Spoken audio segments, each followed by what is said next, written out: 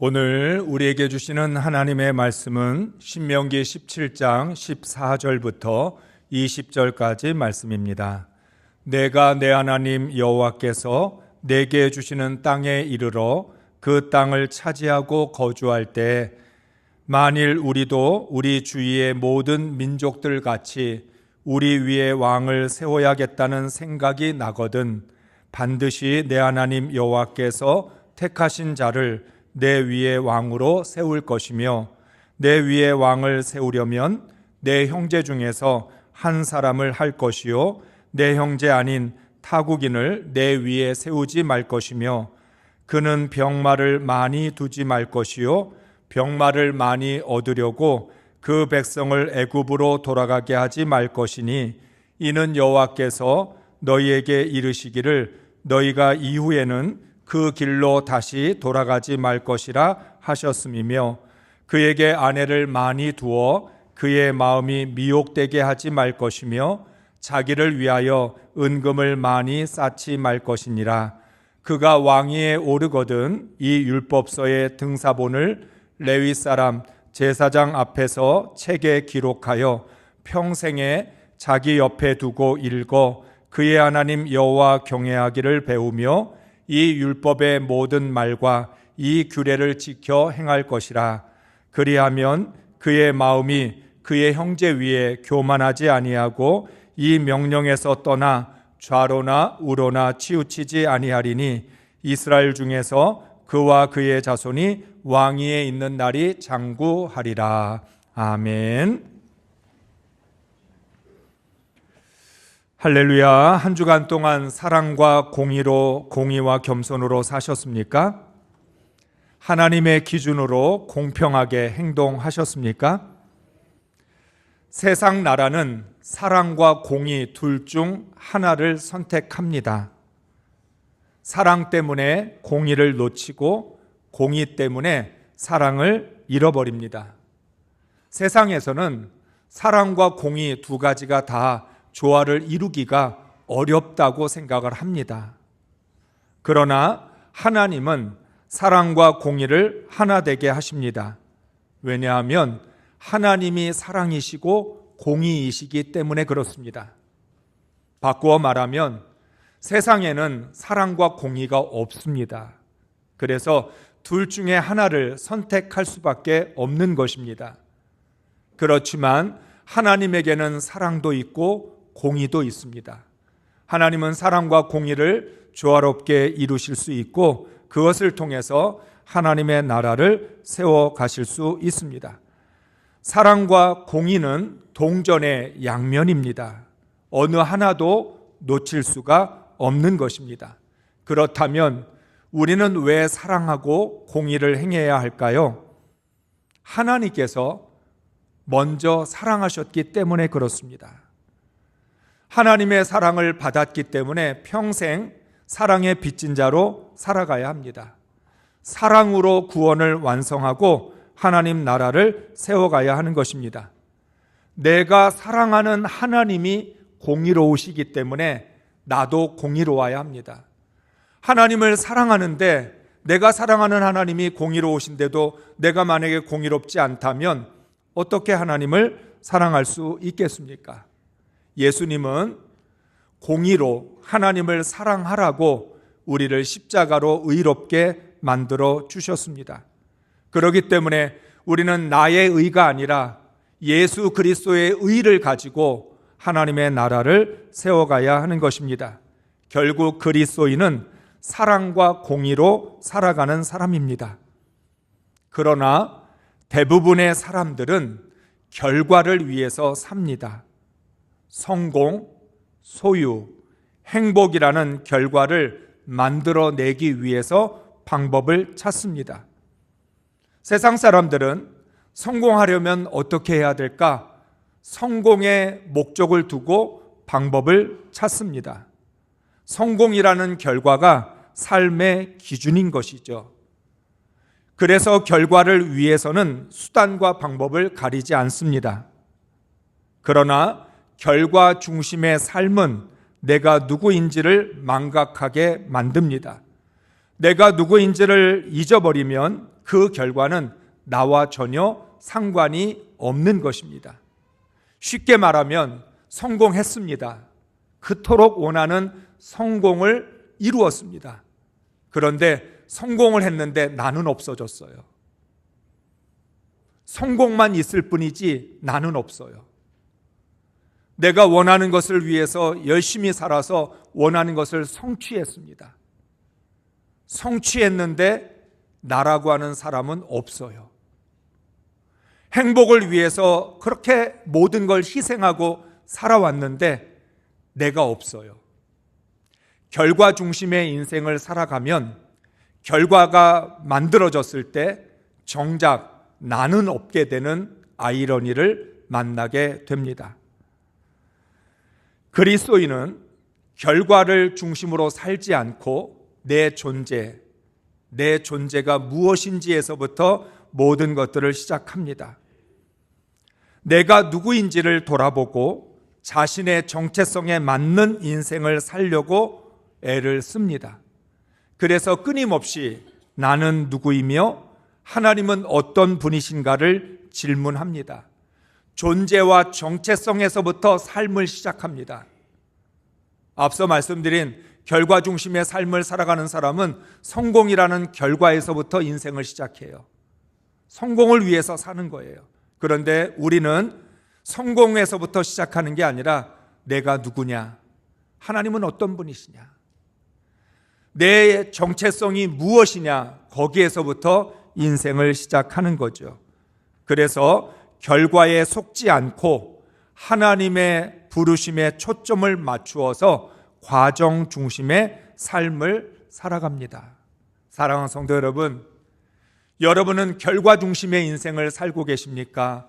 과정 중심의 인생을 살고 계십니까?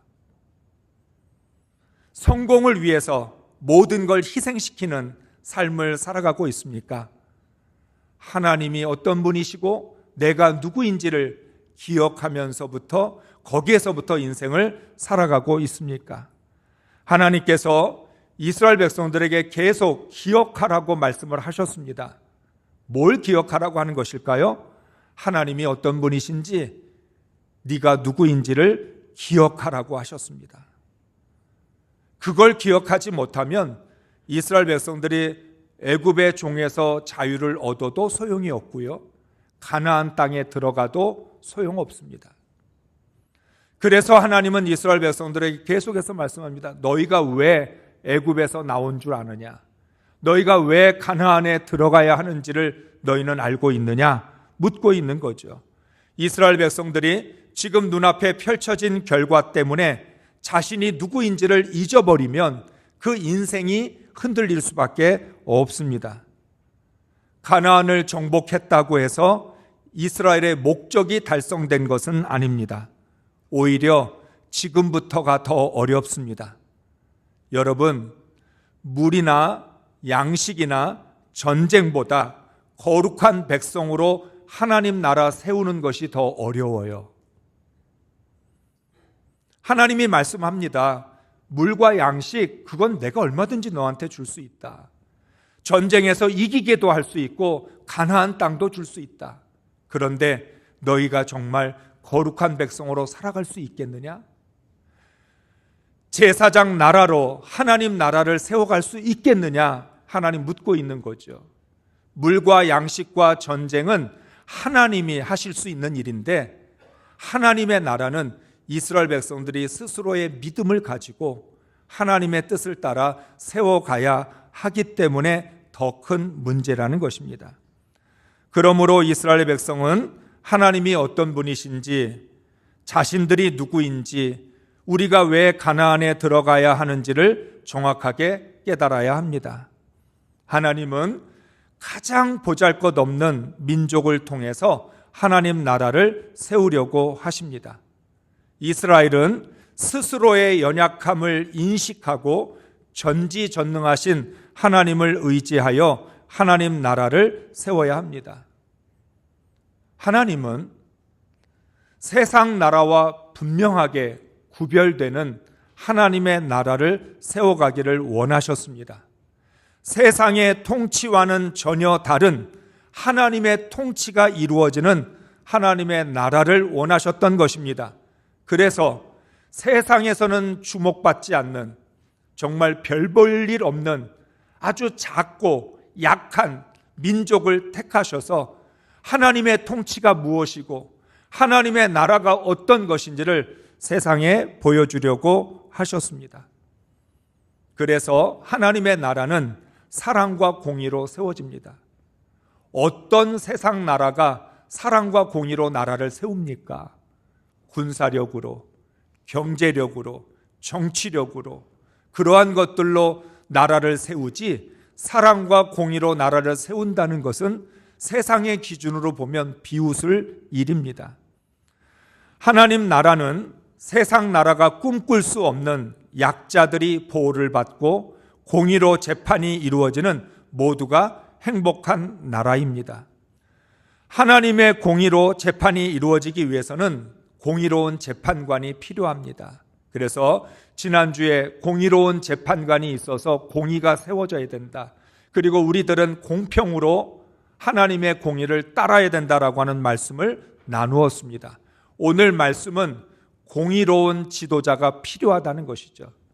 구체적으로 말하면 공의로운 왕이 필요하다는 것입니다. 그런데 여러분, 오늘 우리 말씀을 우리가 읽고 들으면서 나는 왕이 아니니까 오늘 말씀과 나는 아무런 상관없다, 그렇게 생각할 수 있습니다. 그런데 왕이라고만 생각할 것이 아니라 지도자라고 생각한다면, 여러분은 내가 무슨 지도자야, 나는 지도자 될 만한 마음도 없고 자격도 없어 라고 생각할지도 모릅니다. 그런데 이미 여러분은 여러분 가정의 지도자입니다. 여러분 가정의 부모로서 자녀들을 이끌어가는, 누군가 한 사람이라도 이끌어가야 되고 본이 되어야 된다면 그게 바로 지도자라고 말할 수 있습니다. 오늘 본문의 말씀을 통해서 하나님이 원하시는 공의로운 지도자는 어떤 사람인가? 하나님은 이스라엘에게 왕을 세울 때 왜 공의로운 왕을 세우라고 하셨는가? 그 말씀을 함께 나누려고 합니다. 세상 나라에서는 왕에게, 지도자에게 능력을 요구합니다. 나라를 부강하게 발전시킬 수 있는 능력이 있다면 불의 정도는 눈 감아줄 수 있습니다. 전쟁에서 승리를 가져다 준다면 어떤 대가도 지불할 수 있습니다. 그러니까 세상 나라에서는 왕에게, 지도자에게 다른 건 원하지 않아. 불의해도 괜찮고, 그리고 우리를 희생시켜도 괜찮은데 이 나라를 부강하게 만들어주고 잘 살게 만들어주면 돼 라고 말합니다. 그러나 하나님 나라 지도자에게는 능력보다 공의를 요구합니다. 하나님이 원하시는 건 능력이 아니에요. 능력은 하나님께 있습니다. 하나님이 세우신 왕은, 하나님이 세우시는 지도자는 하나님의 공의를 실천할 수 있는 사람이면 됩니다. 어떤 사람일까요? 에레미야 23장 5절의 말씀을 읽습니다. 내가 다윗에게서 의로운 가지가 하나 돋아나게 할 그 날이 오고 있다. 나 주의 말이다. 그는 왕이 되어 슬기롭게 통치하면서 세상의 공평과 정의를 실현할 것이다. 아멘. 하나님이 원하셨던 왕의 모델로서 다윗을 말하고, 다윗의 후손이 이 땅의 왕으로 오면 어떻게 될지에 대해서 말씀을 줍니다. 왕이 되어 슬기롭게 통치하면서 세상의 공평과 정의를 실현할 것이다. 하나님 나라에 원하는 지도자는 공평과 정의를 실현하는 슬기로운 지도자입니다.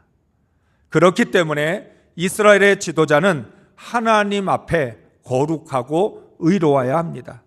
다시 말하면 이스라엘의 왕은 세상의 왕과 달라야 합니다.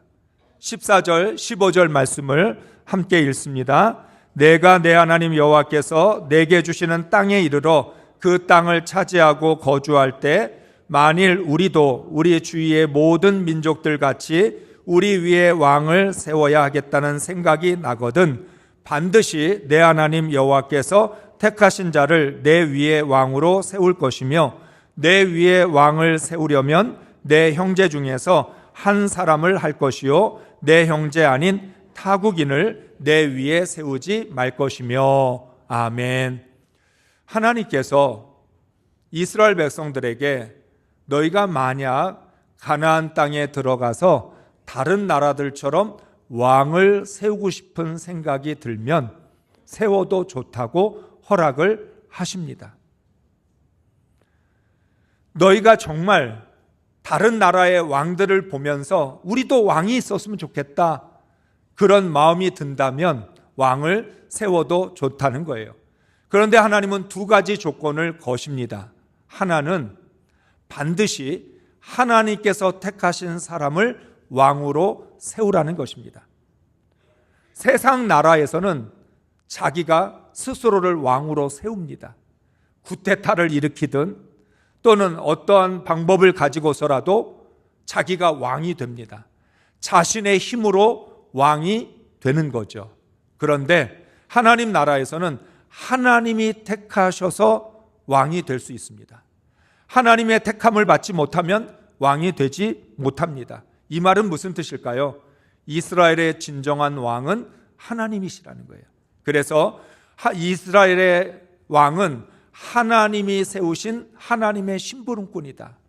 그거를 가장 잘 알았던 사람이 누구예요? 다윗이죠. 나는 왕이 아닙니다. 진정한 왕은 하나님이십니다. 나는 하나님의 심부름을 하는 하나님의 청지기일 뿐입니다. 그런 마음을 다윗이 잘 지켰기 때문에 하나님 마음에 합한 왕이라는 칭찬을 받게 된 거죠. 세상 나라가 자신의 힘으로 왕이 된다면 이스라엘은 하나님이 선택하신 사람만 왕이 될 수 있습니다. 왕의 후손일지라도 하나님의 허락을 받지 못하면 왕이 될 수 없습니다. 또 하나는 반드시 이스라엘 백성들 중에서 왕을 세워야 합니다. 타국인은 왕이 될 수 없습니다. 왜냐하면 이스라엘은 하나님이 택한 민족을 통해서 세웠기 때문에 그렇습니다. 다른 나라 사람은 이스라엘의 왕이 될 수 없어요. 오직 이스라엘 민족만 왕이 될 수 있습니다. 이렇게 하나님은 이스라엘의 왕의 조건을 까다롭게 하지 않으셨어요. 두 가지만 말씀하셨으니까. 하나님이 택하셔야 된다. 이스라엘 민족 중에서 왕이 될 수 있다. 까다롭지 않아 보입니다. 그런데 까다롭습니다. 하나님이 누구를 택하실지 알 수 없기 때문입니다. 도대체 하나님은 어떤 기준으로 왕을 택하실까? 하나님의 마음을 다 알 수 없기 때문에 까다로운 거예요. 하나님은 하나님의 선택의 기준에 대해서는 말씀하지 않습니다. 그러나 왕이 무엇을 해야 되는지에 대해서는 말씀하십니다. 16절, 17절의 말씀을 읽겠습니다. 왕이라 해도 군마를 많이 가지려고 해서는 안 되며 군마를 많이 얻으려고 그 백성을 이집트로 보내서도 안 됩니다. 이는 주님께서 다시는 당신들이 그 길로 되돌아가지 못한다고 말씀하셨기 때문입니다.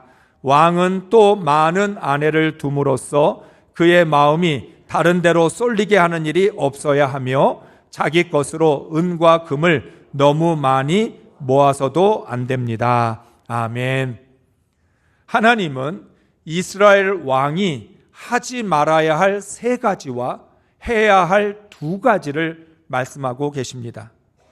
이스라엘의 왕은 첫째, 힘을 갖지 말아야 합니다. 여러분, 왕이 힘이 있어야 되는데 하나님은 하나님 나라의 왕은 힘을 갖지 말라는 겁니다. 세상 왕과는 전혀 다른 것을 요구하십니다.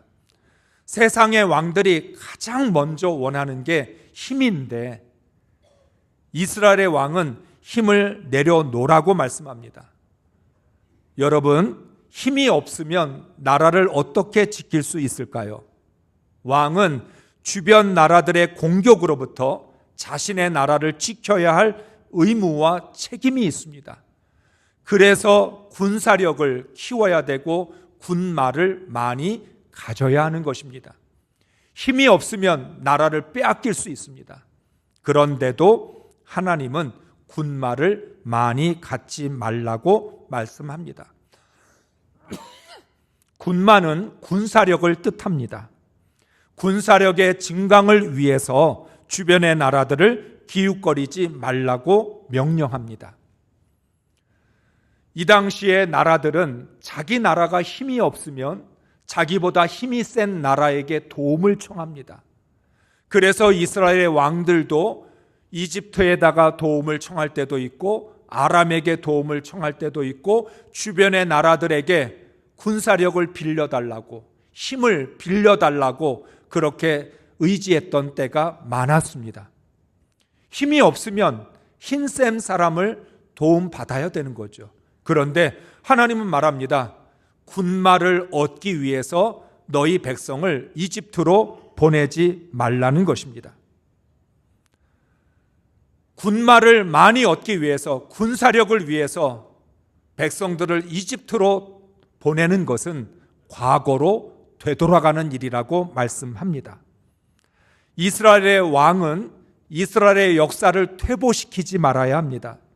하나님의 역사는 앞으로 나가는 거지 뒤로 가는 것이 아닙니다. 그러니까 군사력이라는 핑계 때문에 과거로 되돌아갈 그럴 위험성을 차단하라는 것입니다. 이스라엘은 힘을 찾아 강대국에게 힘을 구걸하지 말아야 합니다. 이스라엘은 군사력을 의지하지 않습니다. 하나님의 능력을 의지하는 나라이기 때문입니다. 여러분이 아멘을 안 하시니까 여러분 힘 센 사람들한테 힘 빌리러 다니잖아요. 힘으로 사는 인생이 아니에요. 하나님을 의지하고 그 믿음으로 사는 인생이지 세상의 도움을 받아서 사는 인생이 아니라는 거죠. 이스라엘이라는 하나님의 나라가 군사력에 의하여 유지되는 것이 아니라는 것을 왕은 정확하게 인식해야 합니다. 공의로운 지도자는 사람의 힘을 의지하지 않습니다. 둘째, 마음이 미혹되지 말아야 합니다. 왕의 자리에 앉으면 유혹이 많습니다. 유혹에 빠지면 이 마음이 다른 것에 쏠리게 됩니다. 이스라엘의 왕은 하나님을 경외해야 되기 때문에 자신의 마음을 그 어떤 것에도 빼앗기지 말아야 합니다. 하나님이 세우신 왕이니까 마음을 잘 지켜야 된다는 거예요.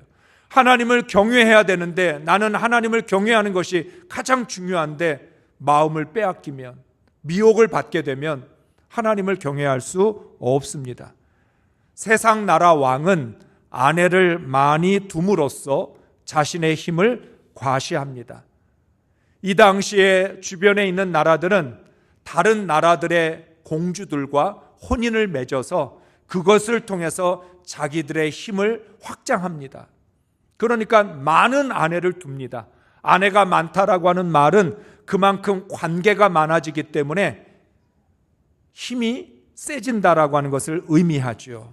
그래서 많은 아내를 두는 외교력, 이 외교력을 통하여 나라를 더 강하게 만들어 갑니다. 그런데 이스라엘은 외교력으로 영향력을 확장할 필요가 없습니다. 그래서 하나님 말씀합니다. 아내를 많이 두지 마라. 아내를 많이 두면 오히려 미혹에 빠질 수밖에 없다. 이스라엘의 왕은 아내 말고도 자신의 마음이 미혹에 빠지지 않도록 지켜야만 합니다. 마음을 지키지 못하면 공의로운 지도자가 될 수 없습니다. 왕이 마음이 분산이 돼서 정신이 없어서 그렇게 되면 어떻게 되겠습니까? 솔로몬이 그것을 보여주죠. 정말 많은 아내를 가졌습니다. 그런데 그 아내들이 각각 다 자기의 그 건물 공간에다가 자기가 믿는 신들을 가지고 와서 이스라엘은 오히려 많은 신들을 섬기는 그런 나라가 된 거죠. 미혹에 빠진 결과가 무엇인지를 솔로몬이 너무나도 잘 보여주고 있습니다. 마음을 지켜야만 공의로운 지도자가 될 수 있습니다. 셋째, 자기를 위하여 욕심을 부리지 말아야 합니다. 지도자를 망치는 가장 큰 이유는 사리 사욕입니다. 그래서 오늘 말씀에서 말합니다. 자기를 위하여 은금을 많이 쌓아두지 마라. 은금을 많이 쌓아두는 목적이 뭐예요? 자기를 위한 거예요. 백성을 위한 것도 아니고 나라를 위한 것도 아니에요. 자기를 위하여 은금을 쌓아두는 것입니다. 절대 권력을 갖게 되면 세상이 자기를 중심으로 돌아가는 줄 착각합니다. 왕은 모든 것이 자기 소유라고 생각합니다. 그래서 세상 나라의 왕들은 할 수만 있으면 최대한으로 자신을 위하여 은금을 많이 가지려고 합니다. 백성들의 살림살이보다 자기의 소유에 욕심을 부리는 것이지요. 혹은 나라의 경제력을 핑계로 자신의 욕심을 채우기도 합니다. 이스라엘이라는 하나님 나라는 경제력 위에 세워져 있지 않습니다. 하나님은 세상의 모든 보화를 갖고 계십니다. 당연히 하나님은 필요한 물질을 언제든지 왕에게 주실 수 있습니다. 다윗 왕이 성전을 위하여 백성들에게 은금을 많이 받을 때 뭐라고 이야기했어요? 이 세상의 모든 것은 다 하나님의 것입니다. 하나님이 우리에게 주신 걸 하나님께 바쳤으니 우리가 하나님께 바쳤다라고 자랑할 것조차 없습니다라고 말을 한 거죠. 왕은 자신보다 백성을 위하여 손을 펴야 합니다. 움켜쥐려고 왕이 된 것이 아니라 백성들에게 주기 위하여 왕이 된 것입니다. 그러므로 공의로운 지도자는 사리사욕을 버려야 합니다. 이번에는 이스라엘의 왕이 해야 될 두 가지 말씀이 있습니다. 두 가지 명령이지요. 18절부터 20절까지 메시지 성경으로 읽겠습니다. 왕이 해야 할 일은 이러합니다. 왕위에 오른 사람이 맨 먼저 할 일은 레위인 제사장들의 감독 아래 이 계시의 말씀을 두루마리에 직접 기록하는 것입니다. 왕은 그것을 늘 곁에 두고 날마다 연구하여 하나님을 경외하는 것이 무슨 뜻인지 배우고 이 규례와 법도를 성심껏 따르고 지키면서 살아야 합니다.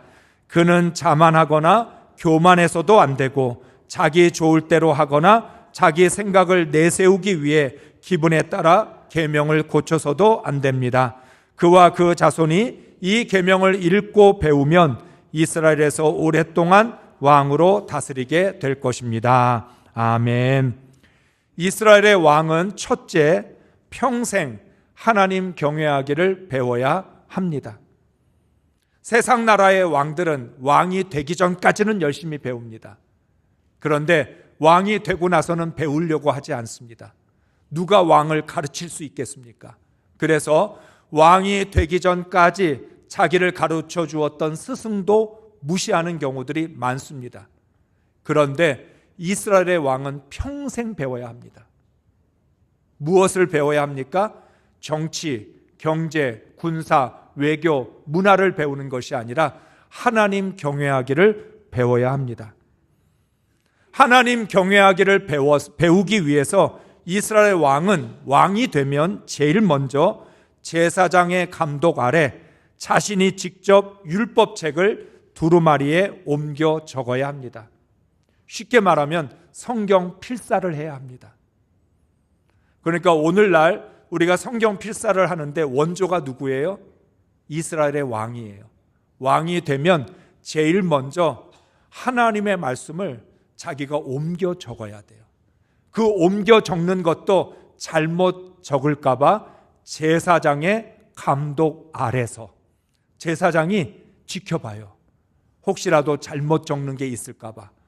이렇게 해서 하나님의 말씀을 두루마리에 다 적어 놓고 그것을 옆에 두고 평생 그 말씀을 읽으면서 하나님 경외하기를 배워야 합니다. 하나님을 경외한다고 하면서 하나님의 말씀을 모르면 하나님을 경외하는 것이 아닙니다.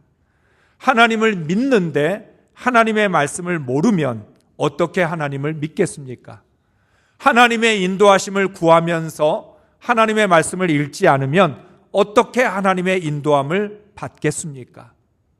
그래서 이스라엘의 왕은 하나님을 경외하기 위하여, 하나님을 믿기 위하여, 하나님의 인도하심을 받기 위해서 직접 성경을 기록하고 자신의 곁에 두고 평생 그 말씀을 읽어야 하는 것입니다. 세상 나라의 왕과 이스라엘의 왕은 가장 중요한 것이 완전히 다릅니다. 이스라엘의 왕은 언제나 하나님이 우선입니다. 하나님을 경외하는 것이 우선이기 때문에 하나님의 말씀을 읽는 것이 우선이고, 이스라엘 백성들에게 하나님 경외하는 걸 가르쳐야 합니다. 공의란 하나님을 경외하는 것입니다. 둘째, 하나님의 말씀을 지켜 행해야 합니다. 하나님의 말씀을 우리가 읽는 목적이 뭐예요? 지키려고 읽는 것이지 그냥 우리의 성경 통독을 위해서 읽는 게 아니라는 거예요. 우리가 변화산 때도 함께 나누었지만 하나님의 말씀은 지키려고 듣는 것이지 들으려고 듣는 게 아니라는 거예요. 하나님의 말씀은 읽고 듣는 것이 목적이 아닙니다. 목적은 지키는 데 있어요. 하나님 말씀대로 살기 위해서 읽고 듣는 것이지 단순히 읽고 듣는 자기 만족을 위해서 우리가 성경을 읽는 게 아니라는 거예요. 여러분, 오늘 하나님의 말씀을 듣고 계십니다. 듣는 것으로 만족하는 게 아니라 그 말씀 지키는 게 목적이라는 것을 기억해야 합니다. 왕은 겸손하겠다는 약속만으로 겸손할 수 없습니다. 약속은 언제나 깨집니다. 하나님의 말씀으로 교만을 다스려야 겸손할 수 있습니다. 여러분 잘 기억하셔야 돼요. 우리 모두가 다 겸손하겠다는 마음은 있어요.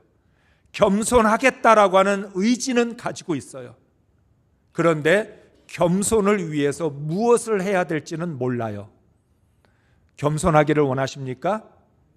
그러면 하나님의 말씀으로 내 안에 있는 교만부터 꺾어야 돼요.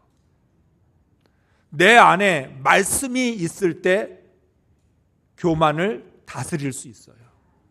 교만을 억누를 수 있다는 거예요. 여러분, 우리의 교만을, 우리의 고집을 뭘로 꺾을 수 있겠어요? 아무도 못 꺾어요. 그런데 하나님의 말씀은 꺾을 수 있어요.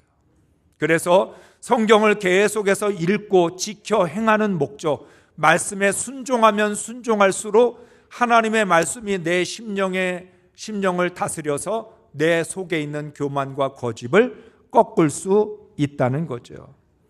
이스라엘의 왕은 잘하겠다는 다짐만으로는 부족합니다. 왕이 될 때 나는 정말 잘하겠습니다. 나는 정말 하나님이 원하시는 왕이 되겠습니다. 약속도 하고 선서도 할 거죠. 그런데 그런 것으로는 안 된다는 거예요. 실제로 하나님의 말씀을 곁에 두고 얼마나 지켜 행하느냐에 따라 잘할 수도 있고 못할 수도 있습니다. 하나님의 말씀으로 왕 자신을 다스릴 때 하나님의 말씀대로 이스라엘을 다스릴 수 있습니다. 왕이 하나님의 말씀을 지킬 때 하나님은 왕과 이스라엘을 지켜주십니다. 공의란 하나님의 말씀을 지키는 것입니다. 여러분, 우리가 정말 공의로 하나님 나라를 세우고 싶습니까? 그러면 평생 하나님의 말씀을 내 옆에 두고 그 말씀을 부지런히 읽고 들어야 되고 지켜 행해야 합니다. 하나님의 말씀이 우리를 공의롭게 만들어 줄 것입니다. 하지 말아야 할 것과 해야 할 것은 왕이 어떤 존재냐에 달려 있습니다. 여러분, 우리는 늘 궁금해합니다. 뭘 하고 뭘 하지 말아야 될까? 내가 무엇을 하고 무엇을 하지 말아야 될까? 세상 사람들은 결과를 가지고 해야 할 것과 하지 말아야 될 것을 찾습니다. 성공을 위해서 무엇을 하고 성공을 위해서 무엇을 하지 말아야 될까? 그런데 우리는 다릅니다. 내가 누구냐? 하나님의 택함 받은 하나님의 자녀, 하나님의 구원을 받은 그리스도인. 그러면 어떻게 하는 것이 그리스도인이고 어떻게 하는 것이 하나님의 자녀일까? 내가 누구냐에 의해서 해야 할 것과 하지 말아야 할 것을 분별해야 합니다. 이스라엘의 왕은 세상의 왕처럼 왕권을 지키거나 왕위를 계승하는 것이 목적이 아닙니다. 하나님이 택하신 왕으로서 제사장 나라 거룩한 백성의 정체성을 지켜야 합니다. 내가 왕이 되었다는 결과보다 어떻게 하나님의 택함을 받은 왕으로서 이 과정을 바르게 감당하느냐가 더 중요합니다. 결국 공의란 하지 말아야 할 것은 하지 않고 해야 할 것을 하는 것이 공의입니다. 우리는 왕이 아닙니다. 그런데 우리는 하나님이 부르신 지도자입니다. 베드로전서 2장 9절의 말씀처럼 택하신 족속, 왕같은 제사장, 거룩한 나라, 하나님의 소유된 백성이라고 말씀하셨기 때문입니다. 하나님은 나를 택한 족속, 왕같은 제사장, 거룩한 나라, 하나님의 소유된 보물이라고 말씀해 주셨죠. 그러면 우리는 공의로운 지도자로서의 삶을 살아가야 합니다. 우리 모두 하나님 나라 공의로운 지도자로서 하나님께서 말씀하신 해야 할 것과 하지 말아야 할 것을 지켜야 합니다. 오직 하나님의 공의로 하나님 나라를 세워가는 하나님 나라의 지도자들이 될 수 있기를 주의 이름으로 축복합니다.